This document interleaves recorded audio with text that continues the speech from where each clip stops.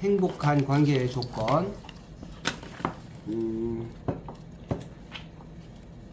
다섯 가지가 있어가지고 5명 있어야 되는데 4명이에요. 나 포함하면 5명이네. 자, 자기가 보고 이 행복한 관계의 조건 중에서 자기하고 잘 맞는다고 생각하는 거 172페이지 보면 그 5가지가 있죠. 172, 173 이 2페이지에 걸쳐가지고 5가지가 있는데 그 중에서 자기가 나는 요런 조건이 나하고 잘 맞는 것 같다. 아니면 내가 해보니까 이런 경험이 있다. 꼭 경험은 없더라도 내가 이렇게 해보고 싶다. 자, 하나씩 고르시면 됩니다. 5가지죠. 관계 조절 능력, 2번째가 상호 존중감, 3번째가 마음을 헤아리는 능력, 4번째가 갈등 회복력, 5번째가 솔직함. 자, 어디서부터 할까요? 보고 싶어요.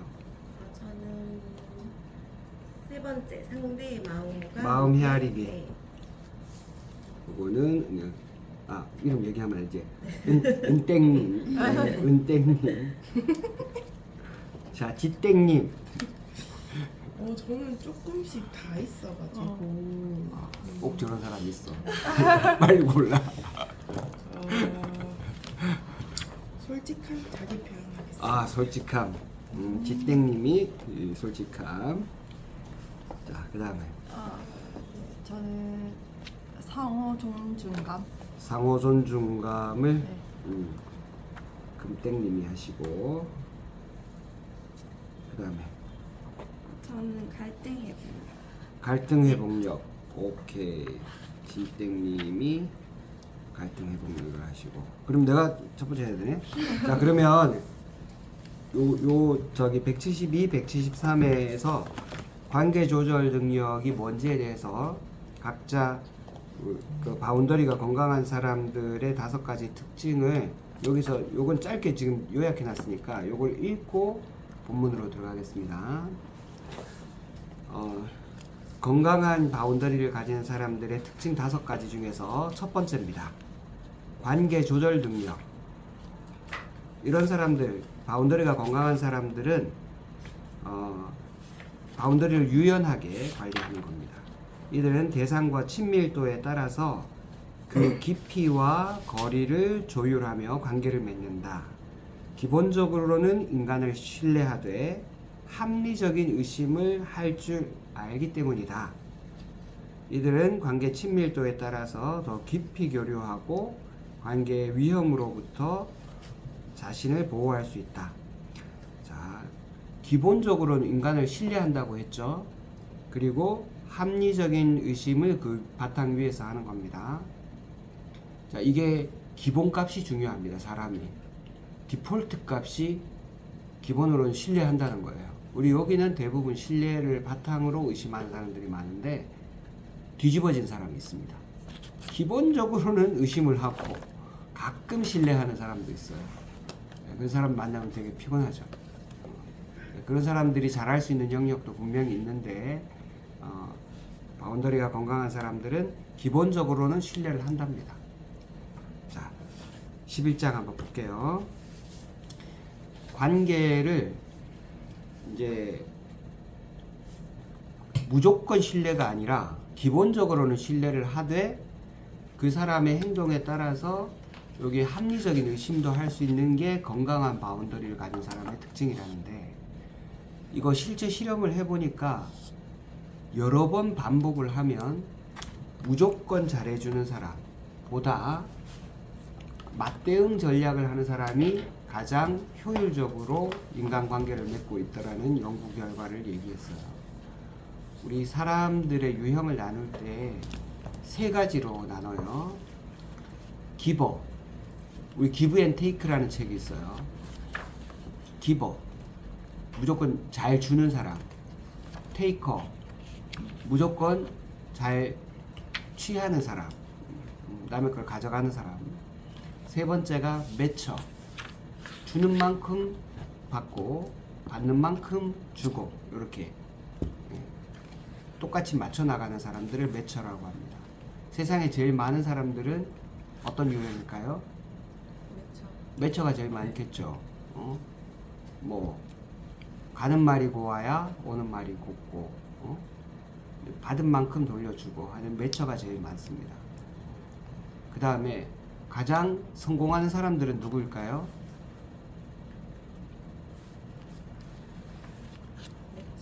매처? 매처는 적당히 성공하고 가장 성공하는 사람들은 기버입니다. 기버. 가장 실패하는 사람들은 누굴까요? 받기만 한 사람. 받기만 하는 사람 테이커 아니에요. 가장 크게 실패하는 사람도 기버입니다.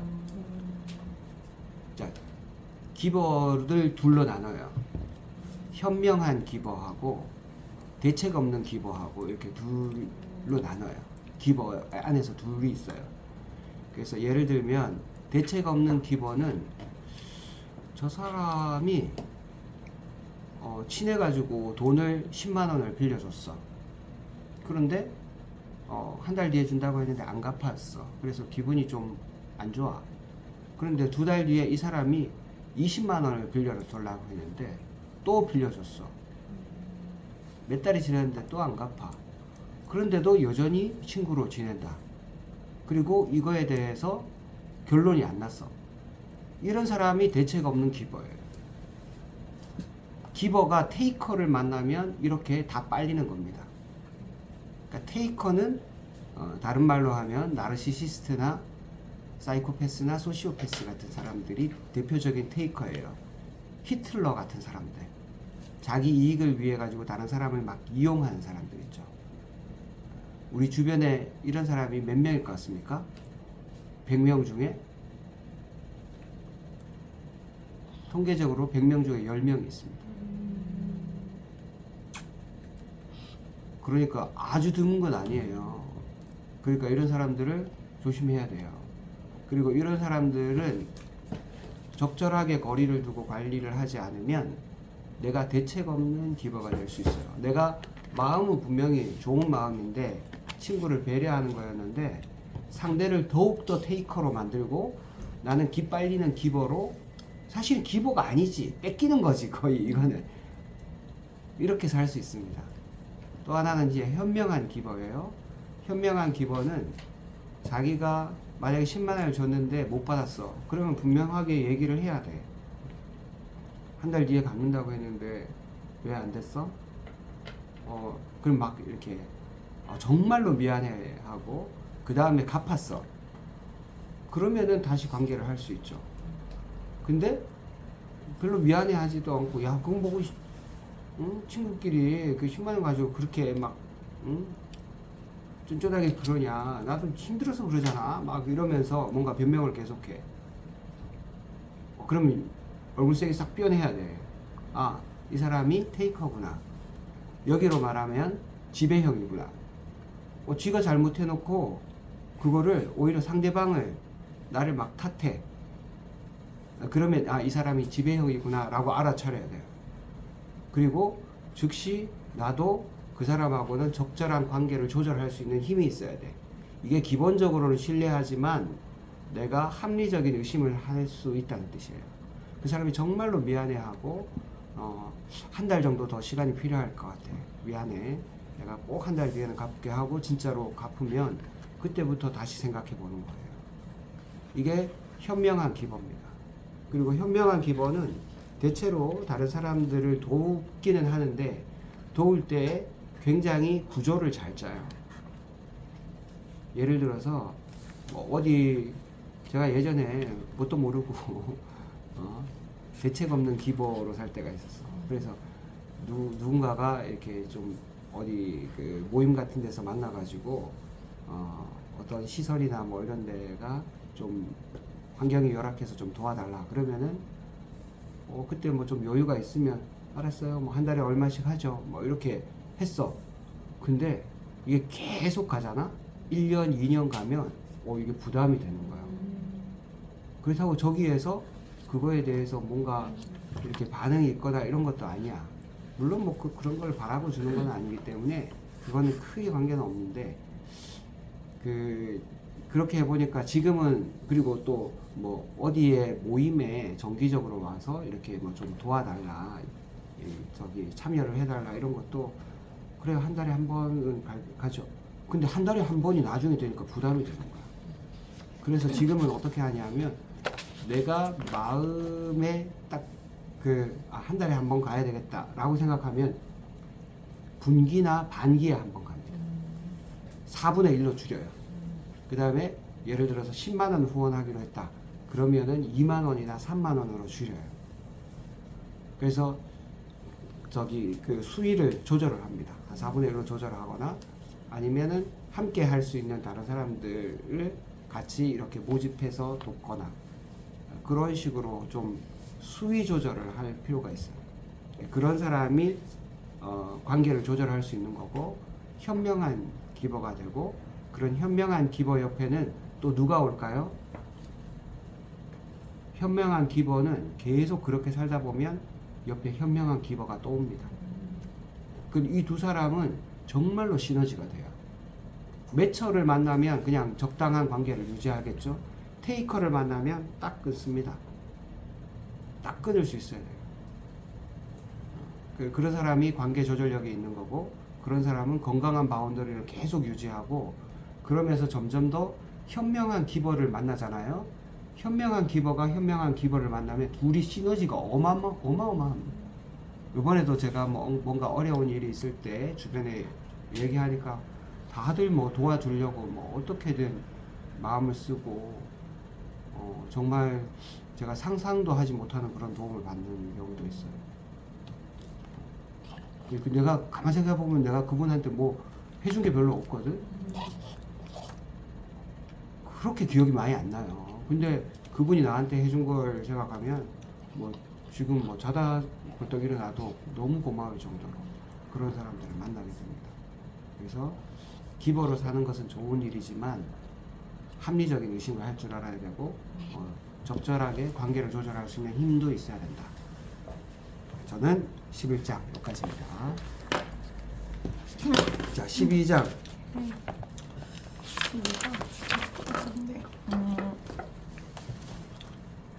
자, 앞에 거 한번 읽어주고 가세요. 이걸 상호 존중감에 대해서.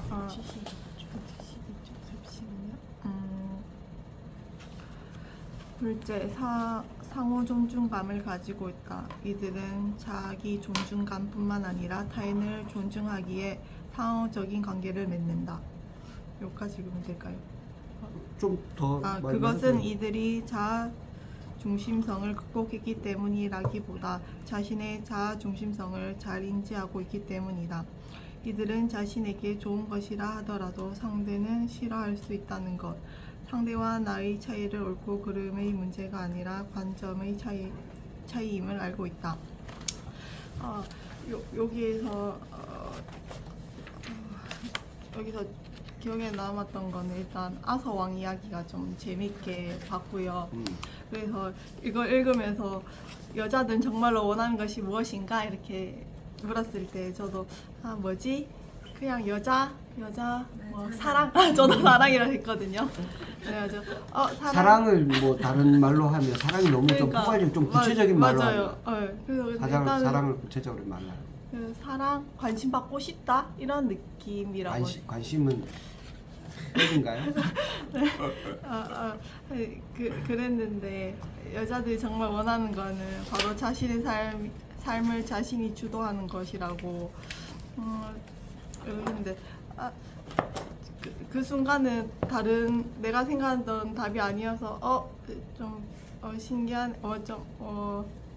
조금 좀 뭐라 그러지 새로웠는데 이렇게 이런 걸 읽으면서 또 뒤에서 또 보면은 191쪽에 관계에서 자기 다음을 읽지 않는 것을 의미한다고 하는데 저는 관계를 이렇게 사람이랑 지내보면은 좀 약간 저 자신 없고 남들이 원하는 거를 좀 이렇게 내준 거. 뭐 먹을래 하면은 저도 속으로는 뭐 먹고 싶은데 남들이 먹고 싶으면 그냥 따라주고 이런 경우 있었고 또 남들이 막 그 친구가 막 힘들어하면은 그 친구의 감정이입이 돼가지고 같이 막 힘들어한 적도 있었거든요. 그러니까 그게 저한테는 그게 저는 공감해주고 좋다고 생각했는데 나중에는 그게 너무 많이 힘들더라고요. 그래서 그 어떤 책에서 보니까 그 어느 정도는 선을 지켜주는 게 좋다고 이런 말을 들어서 그때 이걸 읽으면서 그때 제 상황이 좀 기억에 남는 대목이었어요. 또 혹시 여기서 그 같이 언급해주고 싶은 이야기 있나요? 아서왕 이야기 공감이 됩니까? 여자들이 진정으로 원하는 것은 그 선택을 존중해 주는 거. 근데 이거는 약간 결혼하면은 더 어떤 거? 그렇죠. 이 정답이 결혼 결혼하면은 더 이거를 느낄 것 같은 느낌? 맞아. 저는 아직 결혼을 안 해서 음. 이게 확 와닿지는 않았거든요. 음. 나는 지금도 제 삶을 제가 주도할 수 있으니까. 근데 만약에 가정이라는 게 생기면은 제가 주도하고 싶어도 안 될 상황들이 많을 거잖아요. 뭐 남편이 있을 수도 있고, 뭐 아기가 있으면 아기 때문일 수도 있고. 그래서 결혼하면 이걸 진짜 원하겠다는 결혼하면 원할 것 생각을 같다. 했어요. 지금은 잘 못 느껴지는 느낌? 때문에 가지고 저도 그렇게 생각해요. 그런 것 같네요.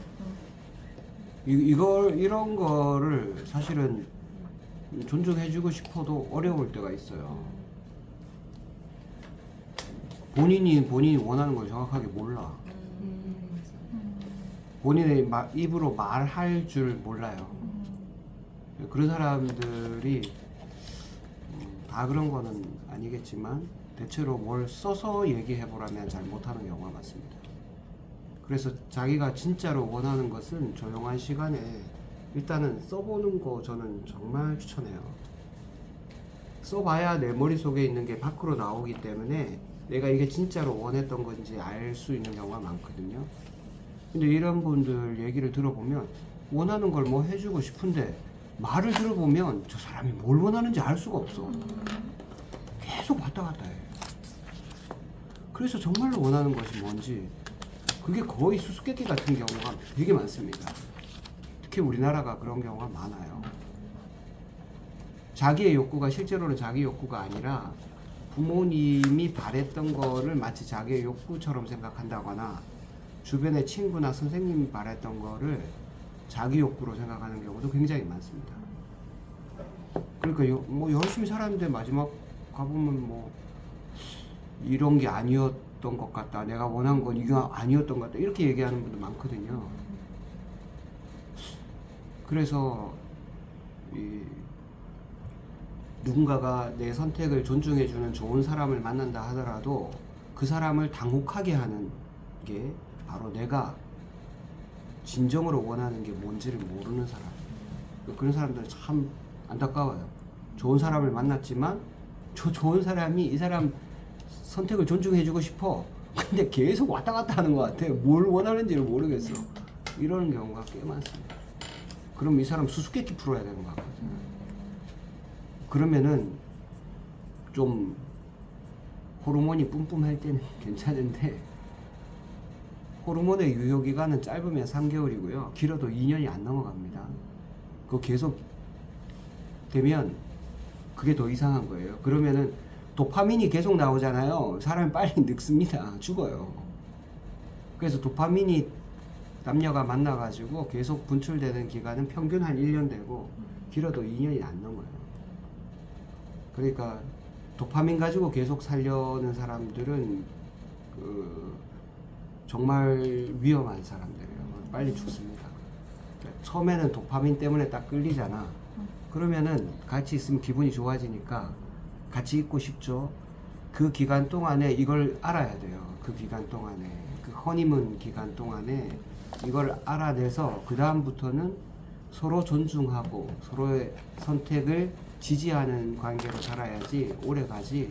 계속 도파민만 나온다고 생각하는 사람은 뭐 이제 관계가 식었나 봐. 뭐 예전 같지 않냐. 아이고 그런 얘기하면 정말 힘듭니다. 그런 도파민 나오는 기간은 처음 만나가지고 그 저기 꿀 발라 놓은 시간이라서 그 꿀은 금방 지나갑니다. 그때 이런 좋은 관계를 만들어야 돼요. 세 번째 누구죠? 저요. 어. 저 세 번째라고 얘기는 했는데 보니까 세 번째 줄 건 게 거의 없더라고요. 말은 이제 너무 마음에 들어서 했는데 마음을 헤아리는 거. 네, 셋째 상대의 마음과 함께 자신의 마음을 헤아릴 줄 안다. 이들은 정서적으로, 인지적으로, 실천적으로 공감할 줄 안다. 상대의 고통을 안타까워하며 위로와 친절을 베풀지만 그렇다고 상대의 삶을 책임지려 하거나 휘두르지 않는다. 이들은 상대를 위해 무엇이 필요한지를 고려할 줄 알고 상대가 스스로 문제를 해결할 수 있도록 자신이 처한 상황에 노력과 친절을 베푼다. 그래서 이제 죽은 게 별로 없지만 급하게 또 봤어요. 근데 이제 마음을 헤아리는 마음에서 이제 보면은 첫 장에 이제 아이에 대해 이제 그 아이가 놀림을 받았을 때 부모들이 반응하는 게 다 천차만별인 거예요. 그래서 이게 근데 내용들이 하나도 틀린 게 없이 다 해주고 싶은 말이에요, 아이한테. 네. 그런 거는 한 귀로 듣고 한 귀로 흘려. 너 가만히 있었어? 너 싸붙이지? 그 애랑 사이는 어땠어? 이런 게 다 진짜 속에서는 다 물어보고 싶어요. 그래서 진짜 같이 싸웠으면 좋겠고 아니면은 또 너가 좀 참지 이런 게 공존하는 마음이 있는데 그래도 그런 걸 좀 제외하고 아이가 이제 이해할 수 있도록 이제 얘기를 하는 게 저는 이제 아이 엄마다 보니까 너무 와닿더라고요. 그래서 이제 아이의 마음을 충분히 들어보고 거기에 따라서 위로나 조언을 해준다 이런 내용이 있는데 이거는 사람 아이라기보다 사람 간에도 엄청 이게 작용을 한다고 생각을 해요. 뭐 속상한 일을 들었거나 뭐 힘든 얘기를 들었을 때 엄청 맞장구를 쳐주고 나면은 뒤에서 또 저는 내가 너무 심하게 맞장구를 쳐줬나? 이 사람이 나를 어떻게 생각할까? 이런 생각이 들고 또 너무 공감을 안 해주면은 또 뒤에 와서는 또 그런 생각을 해요. 조금만 더 공감해 줄걸 이런 생각을 항상 공존을 하는 것 같거든요. 그래서 이제 제가 저번에 독서에서도 얘기했었는데 저희 딸 심리 상담을 받고 있어요. 근데 이거는 그 이제 센터에서도 정말 극히 드문 일이다. 이거는 어떤 엄마들은 나가서 칭찬할 일이다. 우리 아이는 정말 이렇게 청소도 해주고요. 엄마를 위해서 이렇게 데리러도 와주고 칭찬하고 넘어갈 수가 있는데 왜 어머님은 이렇게 이게 문제가 됐다고 오냐. 그런데 이제 선생님이랑 이제 부모 교육 상담도 하거든요. 하다 보니까 제가 좀 과하게 공감을 해요. 이제 과공감. 네, 그래서 엄마 나 오늘 친구랑 이렇게 안 좋은 일 있었어 이러면은 그냥 어떻게 안 좋았어 이렇게 하면 되는데 저는 어떻게 걔는 뭐라 그랬는데 그래서 됐어 이렇게 가공감을 하게 되는 거예요. 그러니까 아이는 그냥 자기 마음을 던졌는데 엄마가 너무 몰입을 하니까 자기가 엄마의 마음에 휘둘리게 되는 거예요. 그래서 엄마의 마음의 공조를 더 하게 되는 거예요. 그래서 이제 청소를 했어도 뭐 그냥 청소했구나 고마워 이러고 끝나면 되는데 저는 너가 이렇게 하면은 어떻게 엄마는 그냥 놀았으면 좋겠어 고맙긴 한데 막 이렇게 막 되니까 이게 내가 잘한 건가 못한 건가 이렇게 헷갈리겠구나. 그래서 저도 이제 그 환자분들이랑 상담할 때도 좀 많이 울거든요. 근데 이제 막 히스토리 듣다 보면 사연 없는 사람 없고 너무 이제 환자분 울면 또 같이 눈물이 나고 그러는데 그게 저는 이제 예전에는 내가 이렇게 좀 공감하는 게 뛰어나다 이렇게 생각을 했는데 어느 순간 이게 이제 선을 못 지키겠더라고요. 네, 그래서 제가 그렇게 이제 환자에게 마음을 줬던 분이나 이제 뭐 직장 동료에게도 마음을 줬던 분들에 대해서 조금 제가 또 더 상처를 받더라고요. 나는 이렇게 공감을 하고 이렇게 이 사람과 내적으로 엄청 소통을 했다고 생각했는데 왜 이 사람은 이렇게 왜 안 받아들이지?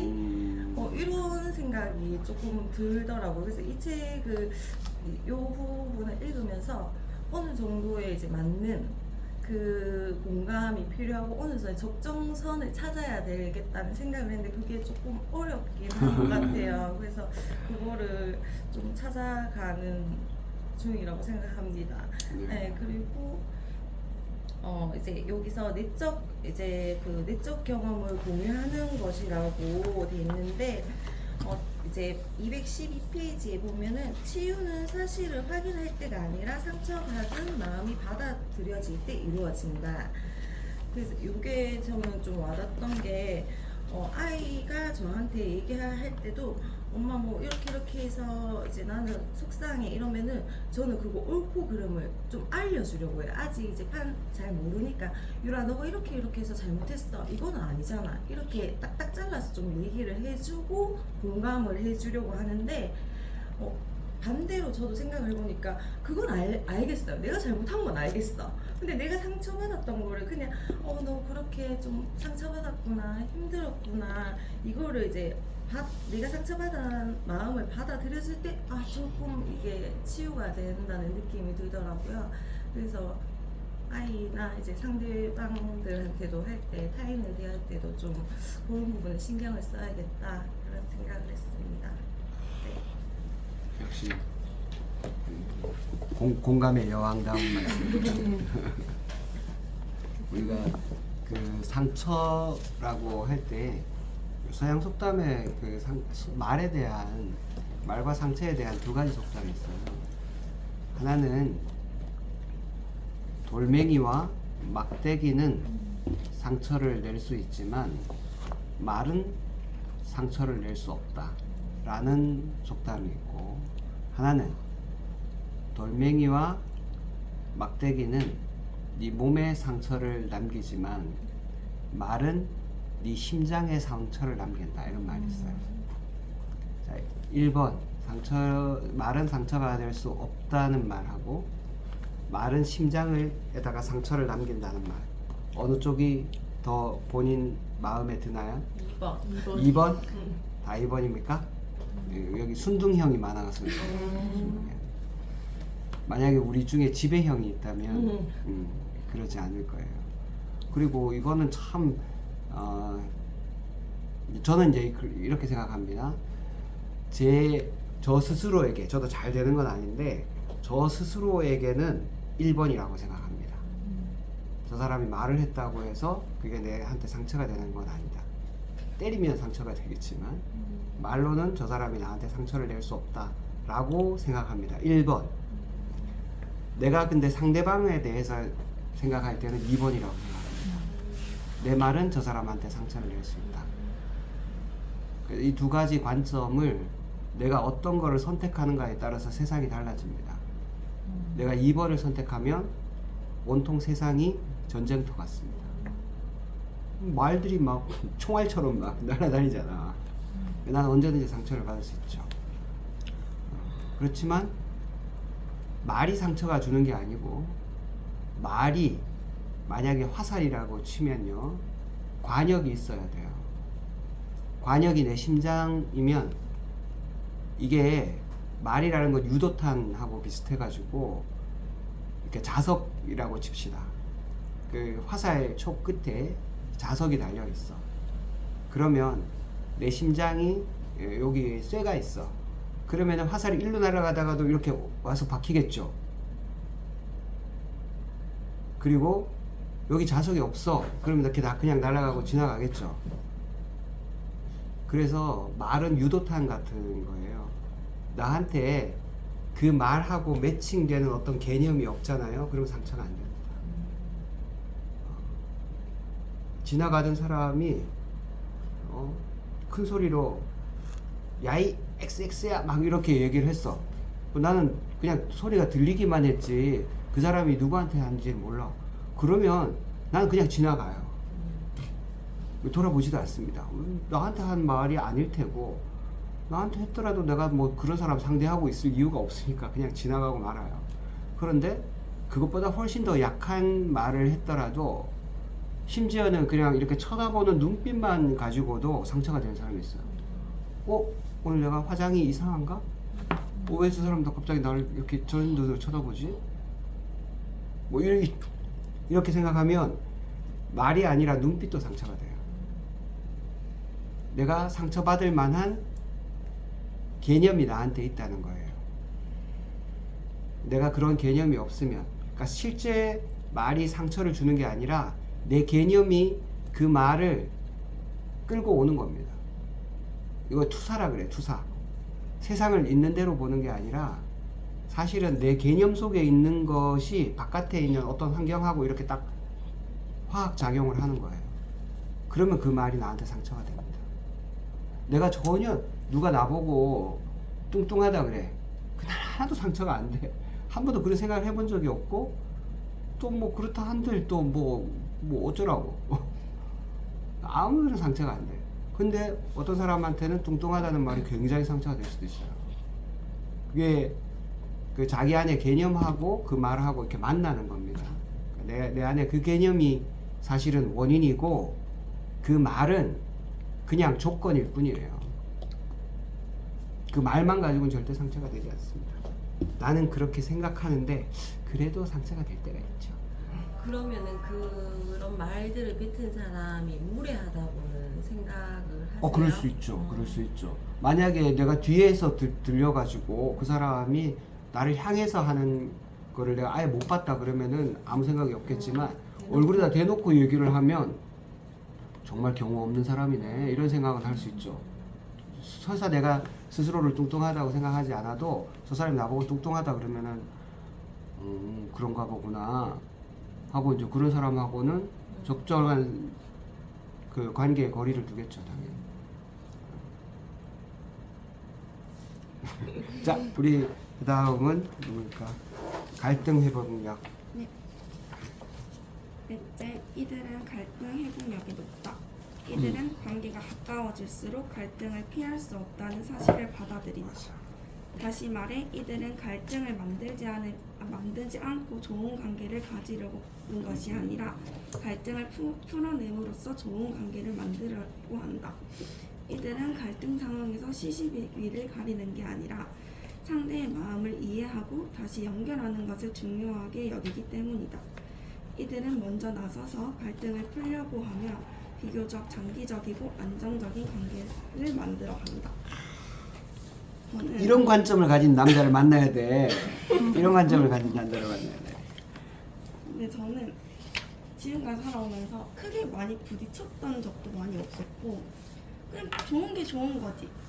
뭐 피할 수 있으면 최대한 피해보자. 약간 이런 사람이어가지고 되게 공감을 잘 못했었거든요. 근데 이런 남자를 만났어야 됐는데 지금 그러지 못해요.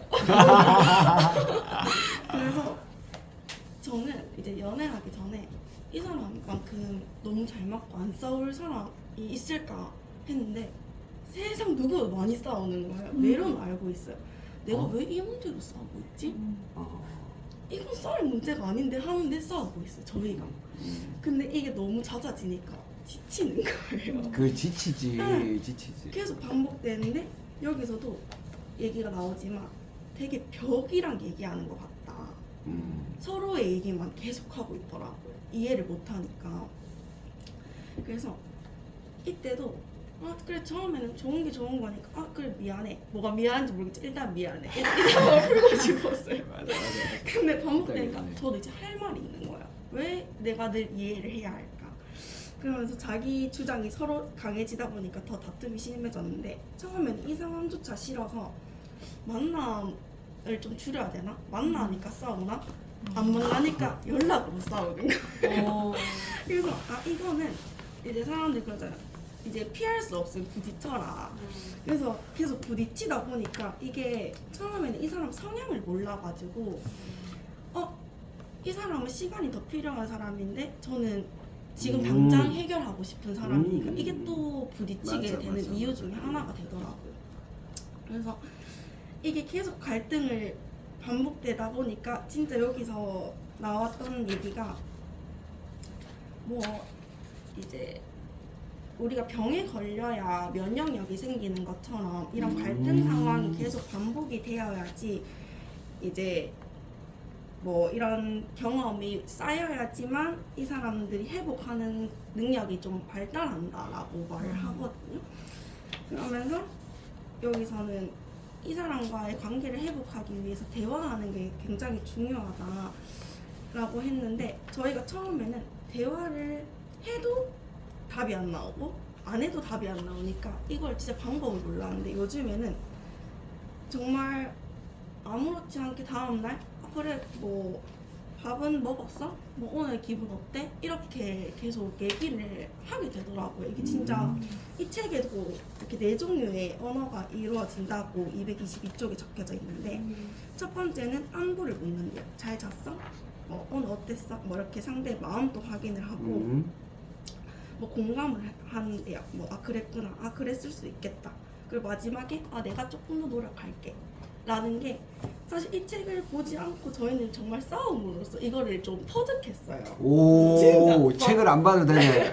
진짜. 실전으로 터득한. 그래서 저는 이 책을 보고 우리 얘기 써먹는가 하면서 좀 너무 공감을 하면서 봤는데 아유, 그렇구나. 그리고 여기서 이제 그 관계를 하면서 대화를 할 때 이게 뭐 순탄하지 않을 수 있잖아요. 아, 우리는 저희도 시간이 지나면 기분은 풀렸는데 되게 찜찜할 때가 있거든요. 맞아. 이게 해결이 안 돼서 그럼 나중에 또 일이 터졌을 때 과연 우리가 똑같이 싸우진 않을까라고 해서 짚고 넘어가면서 다시 한번 싸우는 경우가 있어요.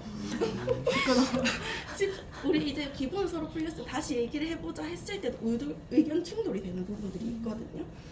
그래서 여기서도 뭐 1단계에서 그냥 덮을 수도 있고 뭐 얘기를 하다가 다시 말이 안 통해서 그 상태가 다시 돌아올 수도 있다라고 적혀져 있어서 이 부분마저도 공감이 됐는데 이런 게 모든 아무래도 가까운 사이에서 이런 갈등 상황들이 많이 일어나겠지만 일단은 이런 두려움, 그러니까 이런 싸움에 대해서 두려워하지 않는 마음이 정말 중요한 것 같다고 다시 한번 느끼고 싸움을 두려워하지 않아. 일단 내 얘기를 할 줄 알아야 이 상황도 어떻게 보면 풀어갈 수 있는 거라고 생각을 해서 이제는 뭔가 너무 다 받아주지 말자. 내 의견도 얘기하면서 그 중간에 합의점을 좀 찾아가보자. 약간 이렇게 좀 느꼈던 것 같습니다. 멋집니다. 진짜 중요한 발전입니다. 맞아주세요. 네.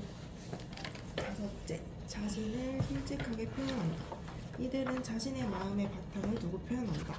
단 상대를 배려하지 않는 거친 솔직함이 아니라 상대를 배려한 부드러운 솔직함이다. 그러므로 이들이 자기 주장과 거절을 할 때는 정중함과 부드러움이 느껴진다.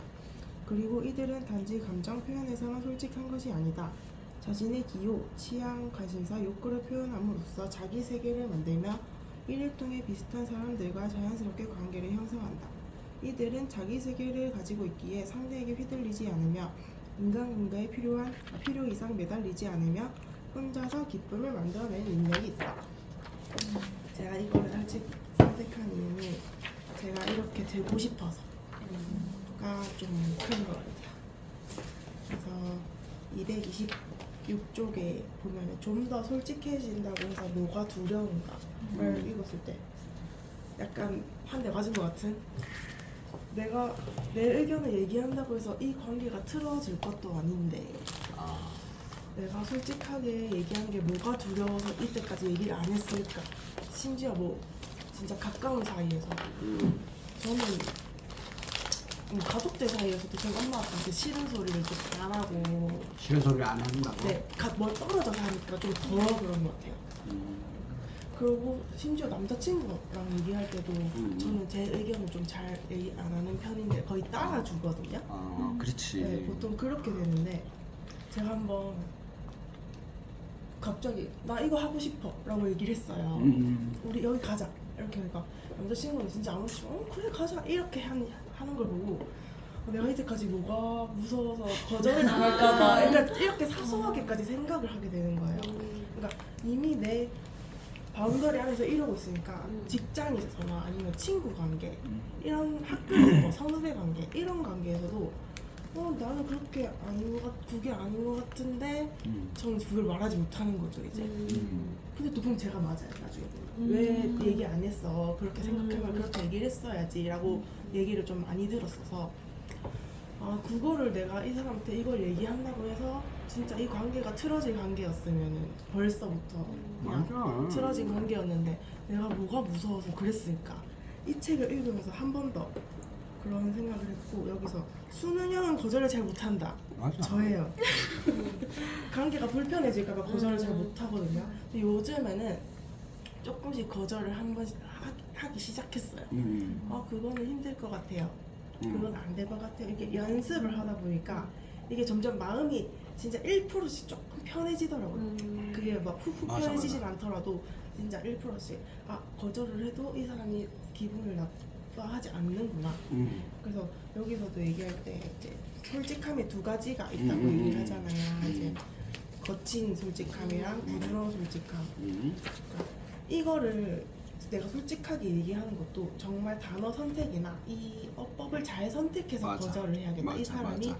기분이 안 나쁘게 그거를 좀 더 고민해서 이렇게 또 거절하는 연습과 솔직하게 이야기하는 방법을 좀 연습을 계속 해보면 이제 그게 내가 마음이 편해지지 않을까 라는 생각을 했습니다.